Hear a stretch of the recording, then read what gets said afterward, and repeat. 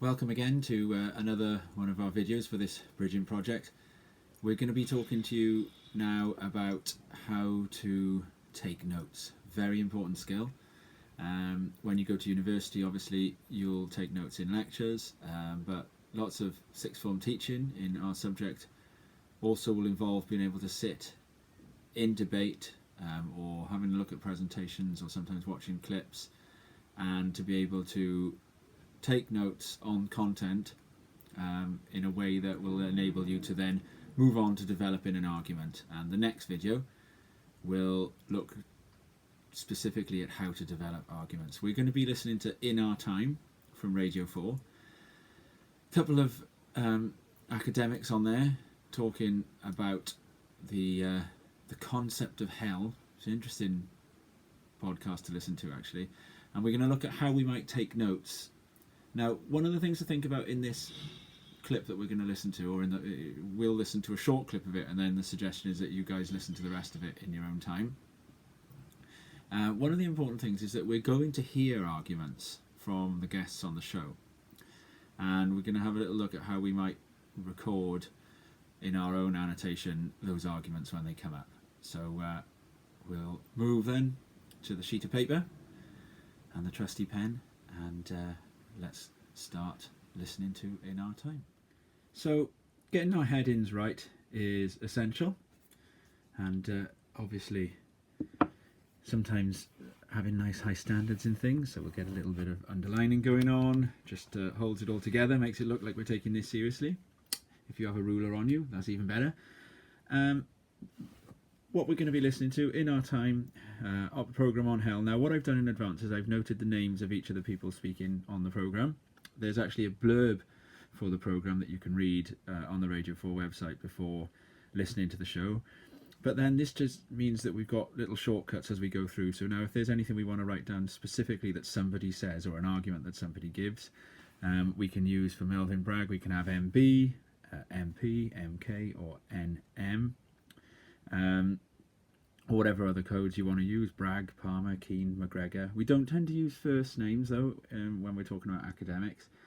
And so we're going to listen to maybe 5, 6, 7 minutes of the show. Let's see how much of it is needed to get the sense of what we might do to go about annotating, and we'll just look at the little techniques for making sure that we get things down. Now, of course, the show is 40 minutes long, and so we don't really want to be pausing it that much, and we don't really want to be having to sort of go back and search up things either. If there's a really important moment in the show that we want to remember the position of, we could always write down its minute position if it was something we wanted to return to in more detail later. But what's most important is that we listen to the show and we only really note down the things that are going to help us in terms of the development of argument. And that's specifically the sort of the purpose of the show and why we're listening to it as part of this bridging unit. The focus is to think about what arguments get put forward by the people on the show, and then we'll look at what arguments we might want to make that might relate to the text that we've been studying as we come on to Common Task 3 then. So I'm going to now press play on the show. We'll get a waffly introduction from Melvin Bragg, because obviously this is a show that's designed for entertainment, and then we'll be in with the thick of it probably within about a minute of the show starting. So here we go. Hello, and today we're discussing the history of hell. A fiery vault beneath the earth, a frozen tomb, or, as Sartre famously declared, other people. Our ideas of hell or the underworld are shaped by religious and cultural forces. For Homer and Virgil, it's a place you can visit and return from, often a wiser person for it. Note the mention of Virgil. For Christianity, it's mostly a one-way journey and a just punishment for a sinful, unrepentant life. Writers and painters like Dante and Hieronymus Bosch depict a complex, hierarchical world filled with the writhing bodies of tormented sinners. In the 20th century, hell can be found on earth in portrayals of war and the Holocaust, but also in the mind, particularly in the works of T.S. Eliot and Primo Levi. So what's the purpose of hell, and why is it found mainly in religions concerned with salvation? Why has hell proved so inspirational for artists through the ages, rather more so than heaven? And why do some ideas of hell require a Satan figure, while others don't? Joining me to discuss hell is Martin Palmer, Director of the International Consultancy on Religion, Education and Culture, Margaret Keane, Tutor and Fellow in English at St Hilda's College, Oxford, and Neil McGregor, Director of the British Museum. Martin Palmer, can we start by looking at the very early ideas of hell or the underworld? How did the Egyptians view it? Well, they view it essentially as something not terribly much to worry about. You This is mentioned about 3000 BC. it was about 3000. Well, yes, sort of. I mean, the earliest texts that we really have of the Book of the Dead only come from around about 1000 BC, and a lot of the artwork is from that period as well. Essentially, until you get the salvationary religions, the religions that essentially offer you a chance to make a choice as to which religion you will follow, you are brought up in your tradition, and there is a slight element in the Egyptian tradition of saying you've got to behave, because if you don't, you could go into the jaws of the crocodile hippopotamus creature Ammut and be devoured. But in fact, nobody ever did, or as far as we know, nobody ever did in terms of the mythology. You went for judgment after your death, and if your heart was lighter than the feather of truth in the scales of justice, you were welcomed by Osiris, the god of the underworld, into the world of the gods, and you had really a very nice time. If your heart was heavier than the feather of truth, then you were thrown into the jaws of Ammut. But in order to forestall this, you would recite what is called the negative confession. I have not killed anybody, I have not stolen, I have not done anything deceitful.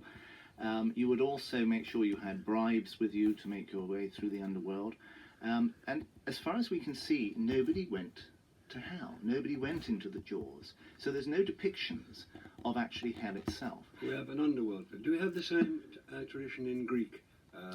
Well, in Greek, again, the Greek tradition is that yes, there is an underworld ruled over by Pluto or by Hades, the god Hades, and you can go to that, and there are souls writhing there. But it's almost more as though this is a sort of morality lesson. As you said in your introduction, you can go there and come back. You can voyage there, and I think it's the same in Chinese religion. You find the same idea that there is a judgment, but basically, if you know the rules, you've paid the money, you've got the ritual incantation, you go through. So there are no depictions that I know of actually hell itself in painting. This is much more Neil's area, but until you get into the Christian era, to be frank. And therefore hell is there as a vague notion, and certainly for the Greeks and the Romans, the afterlife is a bit shadowy, as it was for the Jews. Nobody's quite sure what there is there. It's not terribly important. It's certainly not terribly scary, except when you're telling a story of a journey which is essentially a spiritual morality tale going down into the underworld. Margaret Keane, can you give us more detail on the underworld as depicted in Homer? So, as you can see here now, what I've done is I've looked at just the essentials of what Palmer is saying here, and this actually does pretty much form an argument. Note how let's have a little summary then actually of that argument that Palmer made. He's basically saying that hell wasn't really something to be that afraid of in early mythology. And then this idea here, I put the warning sign over the salvationary religions he mentioned. So he's talking about Christianity in particular there, isn't he? In ancient Egypt and ancient Greece, hell is somewhere that you could come back from, and think about how different that is to what we've got going on in the Dante text. It's the Christian era when the modern idea of hell starts to become something to really be afraid of. I've actually skipped forward now to 20 minutes and 47 seconds into the video, because we're going to hear Margaret Keane, and she's going to talk about something particularly relevant to us.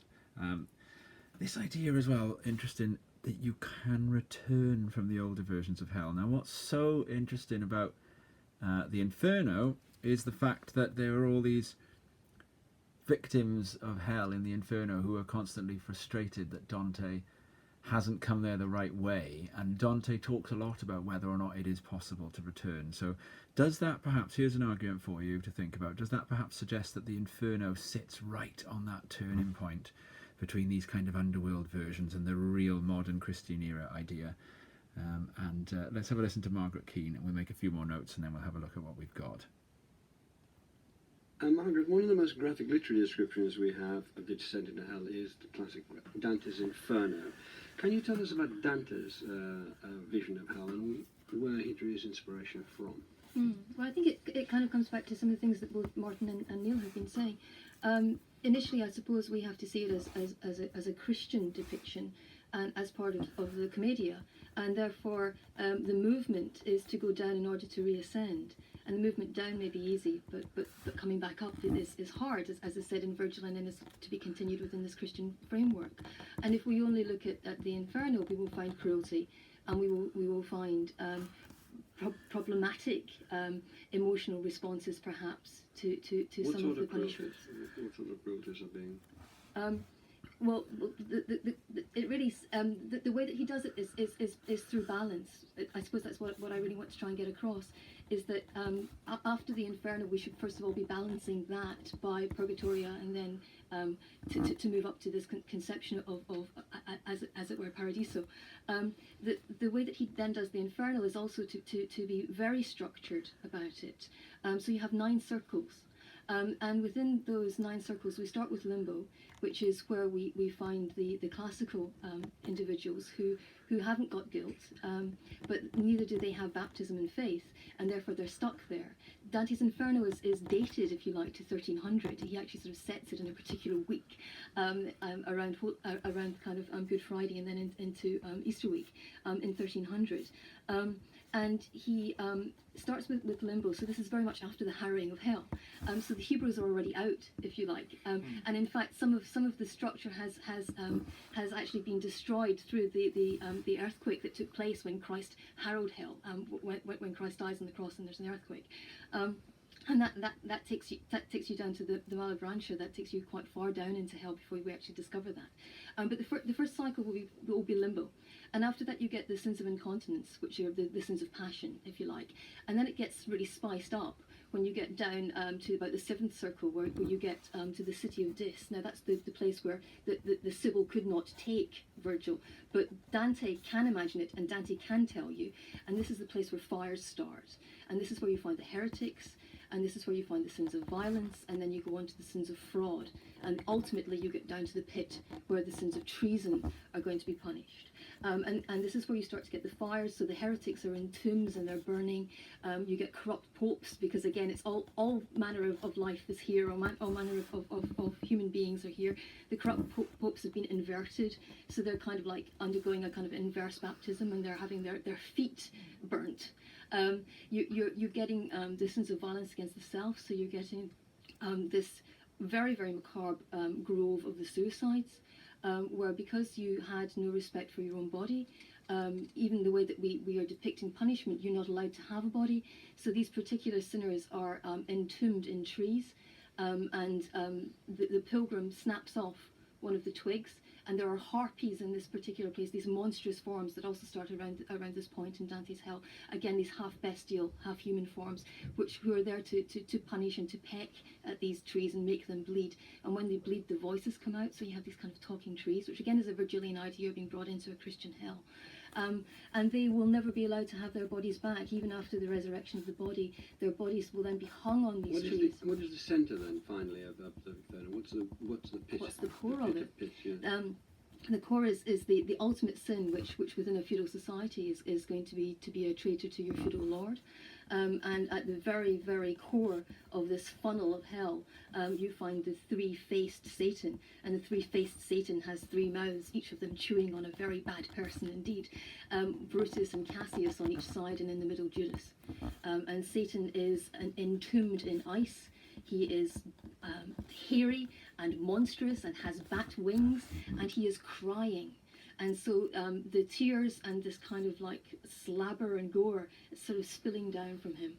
And that Thank you very much for that. All that. I did let you run on because I was transfixed, but I think yes. Well, we've got. Okay, so we'll leave Melvin Bragg and Margaret Keane there for a second then. So the notes that I've taken here again now, I want you to really get the sense that we're looking to distill things down here and to pick up the key things that these people say. And so let's have a little look at what we've got with regard to Margaret Keane. She says that it's a Christian depiction in Dante, and she talks here about the idea that by the time we've got Christianity, going down is easy, but salvation, that's hard. Look at this idea of the salvationary religion. So now I'm going to draw a little connection up here, because in my mind I'm thinking that's interesting. Salvation is a difficult thing, and that's very important in those modern salvationary religions. About how important cruelty is here, so I'm underlining words sometimes. This is interesting as well, this comment. I'm going to put it in a little box of its own that she makes, that about the importance of balance, that the Inferno should be seen alongside the other two books that Dante wrote. That's the Purgatorio and the Paradiso, some of which get mentioned in the next, in the subject-specific units. She says that 1300 was an important date, and so again, I think this is an important point to consider when we look at the arguments that we might make about this text. 1300, she seems to think, explains why the Inferno is written the way it is. Further down then, I'm going to make a connection. Look, she mentioned it was a feudal society. So this feudal society, the way the world was set up at the time, the way leadership and power structures were in the world, that's the reason why treason is considered the ultimate sin. It's because the whole world is held together by respect for law, and that system that we have nowadays where politicians are challenged and welcome being challenged. There's no question time on TV in these days. You have to respect your leaders, and so treason, the ultimate sin. And yes, of course, Brutus, Cassius, Judas, probably the three most famous traitors in all of literature, in the centre of hell. What an interesting point she makes here as well. Dis, of course, where we talked about, and we've looked at extracts to do with this. Virgilian ideas into a Christian hell. That's a really interesting idea, because Virgil, we looked at a lot as well, the Roman poet. So that's the ancient world. I'm going to make a little note to myself here as well, ancient world. Anyway, that's about probably, 7 minutes or so of the text, and I made those notes. So I would expect about half to a sheet of A4 perhaps would be a good amount of notes to make on a show about this length. You're not going to write down everything everyone says. So for example, we noticed the question that was being asked to Margaret Keane when we paused after Martin Palmer spoke was to just fill us in on some more of those ancient hells. They're not so much used to us when we're studying the Dante text, so we might well have listened to a large swathe of that and hardly written anything down. I'm always looking for, when I'm making notes, for notes that are going to support the stuff I know I need to think about further when we move on. Right, have a go at listening to the rest of the In Our Time yourselves, guys, and I'd be very interested to see what notes you end up taking and what further ideas you get from the show. Good luck and enjoy.